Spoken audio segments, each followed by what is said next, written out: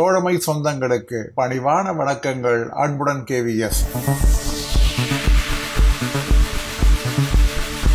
மூத்த குடிமக்களுக்கும் ஓய்வூதியதாரர்களுக்கும் ரயில் பயணம் செய்கின்ற பொழுது அதனுடைய விலையை சலுகை தரப்பட வேண்டும் என்பது அனைவருடைய எதிர்பார்ப்பாகும். இந்த சலுகையானது புதிதல்ல. ஏற்கனவே கன்செஷன் என்பது சீனியர் சிட்டிசன்களுக்கு இருந்து வந்தது.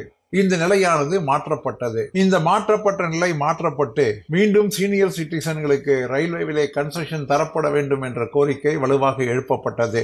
பொது இடங்களிலும் இந்த கோரிக்கையானது எழுப்பப்பட்டு வருகிறது. இந்த நேரத்திலே 22/2/2024 அன்று department of pension and pension welfare ஓய்வூதிய பிரதிநிதிகளுடன் நடத்திய கூட்டத்திற்கான அந்த நடவடிக்கை குறிப்பு என்பது 3/4/2024 வெளியிடப்பட்டிருக்கிறது.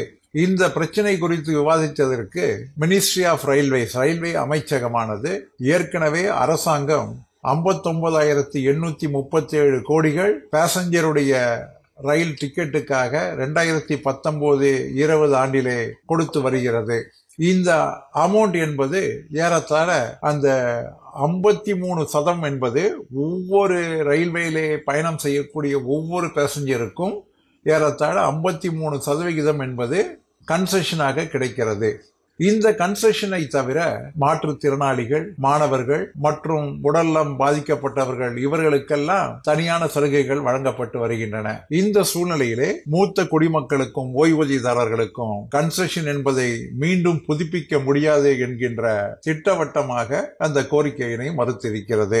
ஆக அரசாங்கம் மூத்த குடிமக்களை ஒரு கௌரவமாக அவர்களுக்கு சில சலுகைகள் செய்து தர வேண்டும் என்று காலமாக தொன்று தொட்டு கடைபிடித்து வந்திருக்கக்கூடிய இவைகளை எல்லாம் சற்று மறந்து அவைகளை இன்று முழுமையாக நிராகரித்து இருப்பது என்பது துரதிர்ஷ்டவசமானது. இதை தவிர நாம் வேறு என்ன சொல்ல முடியும்? என்ன நண்பர்களே, மீண்டும் சந்திப்போமா? அன்புடன் KVS.